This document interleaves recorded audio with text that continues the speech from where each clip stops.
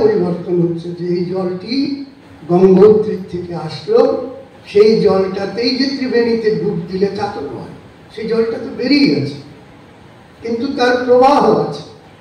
এই প্রবাহ নিত্যতা আর তার যে এই প্রবাহ নিত্যতা ছাড়াও নিত্যতা যে সর্বদা যে নিত্য, সেই সর্বদার নিত্যতাকে তুমি কোনো সময় হারাতে পারো।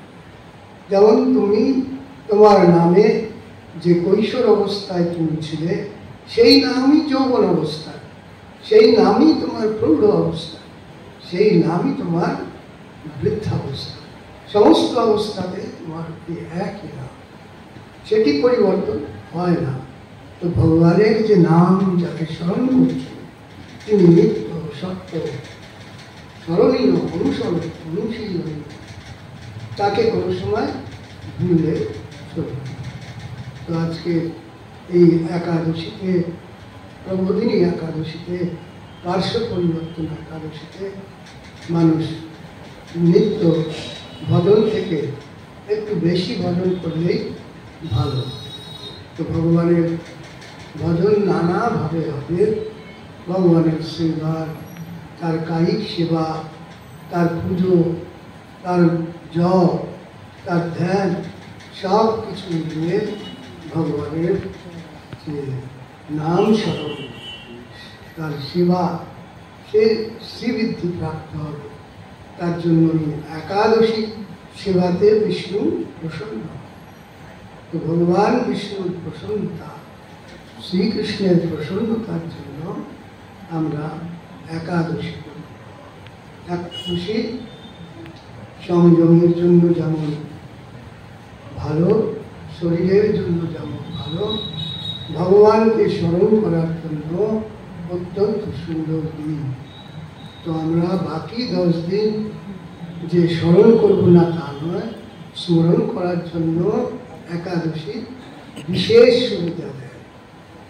সেই দিন যাতে অনেক বেশি আহারের চিন্তা না থাকে, সহজ সরলভাবে তুমি তাকে রাখতে পারো। তার জন্য আজকের দিনকে অবশ্যই, সেই দিনটি তোমার অত্যন্ত স্মরণীয় দিন, যেই দিনে তুমি ভগবানকে বেশি করে রাখতে পারো। তাই শাস্ত্রে বলেন, তদেব লগ্নম সুদিনম তদেব, তারা বলন দৈব বলন তদেব, বিদ্যা বলন দৈব বলন তদেব, লক্ষ্মী পতে তে অঙ্ঘি যুগম স্ফুরাম, লাভস্তেষাম জয়স্তেষাম কুতস্তেষাম পরাজয়, যেষাম ইন্দিবরস্যাম হৃদয়স্থজনম। হৃদয়ে স্থিত জনার্দনকে আর লক্ষ্মীপতি নারায়ণের অঙ্ঘি স্মরণ যখন করা যায়, সেই দিনটি, সেই তারা, নক্ষত্র, চন্দ্র সব ফল তোমার সঙ্গে, যদি ভগবানের নাম স্মরণের ফল তোমার সঙ্গে। তো বাবাজি মহারাজ সব সময় জাগৃত রয়েছেন। কাঠি বাবাজি মহারাজ, অন্যান্য মহারাজরা অবশ্যই, সে তুমি ওঙ্কারনাথ সীতারামজি হোক, মাতা আনন্দময়ী মাই হোক, বা স্বরূপানন্দজি মহারাজই হোক, বা তুমি যদি মনে করো রাম ঠাকুর হোক, তুমি লোকনাথ ব্রহ্মচারীজি মহারাজই হোক, যে কোনো মহারাজ মহাপুরুষ যদি কেউ একান্তভাবে ভগবানকে স্মরণ করতে চায়, তোমাদের এখন 14 দেবতার পুজো, কার্তিক পুজোর মতন এত সুন্দর উপাসনার সময়, তাদের উপাসনার এই পবিত্র দিনে আমি আজকে পৌঁছতে পেরেছি। একাদশীর এই শুভ মুহূর্ত, আষাঢ় শুক্ল যে একাদশী, তারপরে গুরু পূর্ণিমা আসবে, যাকে ব্যাস পূর্ণিমা বলে। 10 তারিখে গুরু পূর্ণিমা। তো ভগবান আর গুরু অভিন্ন, তাকে স্মরণ করার এই সুযোগ পাবে তোমরা। ভগবানকে গুরুরূপে পুজো করবে, ব্যাস নারায়ণ সাক্ষাৎ বিরাজ করবে। ওই দিন ব্যাস নারায়ণ তার যে পুজো করে, সন্তুষ্ট হন তিনি নানা রূপে আসেন। যেমন 24 ঘন্টার মধ্যে কোনো কোনো সময় যে ক্রোধী হয়, যে লোভী হয়, যে গামী হয়, কোনো মুহূর্ত একটা থাকে 24 ঘন্টা যেই সময় তুমি ভগবানের সাক্ষাৎ পেতে পারো।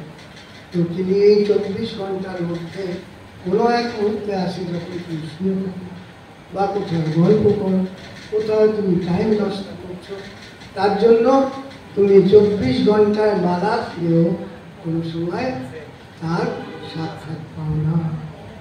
দ্বারকাধীশের দন্তমঞ্জন দ্বারকাধীশ করছেন, এই অবস্থা মানুষের নানা উপায়ে দর্শন পান।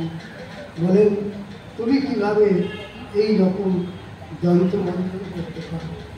তো ভগবানকে যে প্রতিষ্ঠা করা হয় তখন দন্তমঞ্জনেরও বিধান আছে।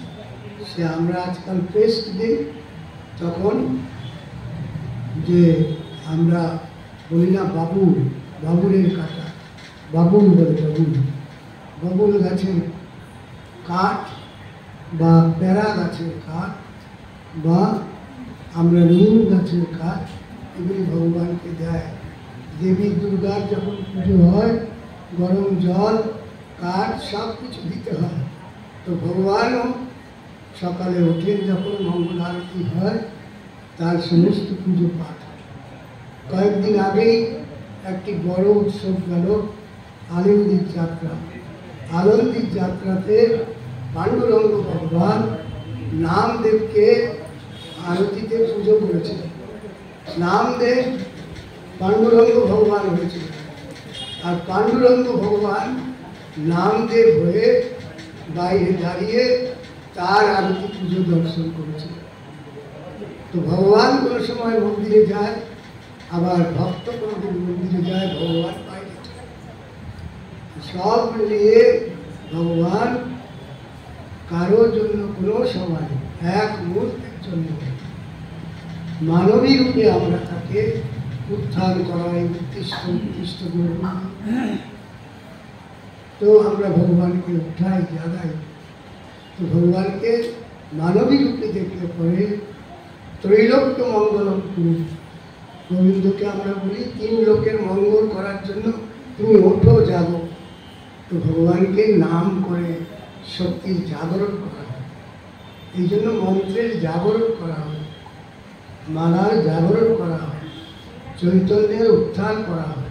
সেইটাই তো গীতায় বলে ত্রৈলোক্যং মাস্ম নম পার্থ নৈতত্ত্বযুক্ত পদ্ধতি ক্ষুদ্রং হৃদয় বর্জন ত্যাক্বা উত্তিষ্ঠ পরন্ত। পরন্তপ অর্জুনকে মানে জীবকে বলছে ওঠো, যাবো। উপনিষদ যে উত্তিষ্ঠ নিবোধ হতে বলে, প্রাপ্ত উত্তিষ্ঠ জাগ্রত প্রাপ্ত বলে, সব উপনিষদ বার্তাও জাগরণের কথা। তো কেউ শোনার কথা, শুয়ে পড়লেই সব আলস্য করে তাহলেই সব গেল। ভগবান 84 লক্ষ জনির পরে আমাদের দুর্লভ এই মনুষ্য জন্মের প্রতিটা মুহূর্ত দিয়েছে, তার জন্যই তো বেঁচে থাকতে হবে। বারবার বলছেন বেঁচে থাকতে মানুষ অনেক কিছু করে। তো মর্তভূমিতে যদি বেঁচে থাকলে দেখতে পাওয়া যায়, আর যদি অন্তর্মুখী হয়ে যদি কেউ চেতন হয়ে যায়, তাহলে সব কিছু শেখে। তো কীর্তির যশ সজীব, তো কীর্তি কি? ভগবানের কীর্তন করতে পারার সুযোগ পেলেই তো তোমার কীর্তি হবে। কীর্তি তো আহামরি কিছু পেয়ে গেলে সেই কীর্তি না। কীর্তি কীর্তন যে ভগবানের করতে পারার সুযোগ পেয়েছে তারই কীর্তি হবে। জয় জয়কার তার দিই না, তো জয় জয়কার মানে ভগবান দেবতা। জয় শব্দের অর্থ হচ্ছে, আমরা বলি কেন ত্রিপুরেশ্বরী মহারানী কি জয়,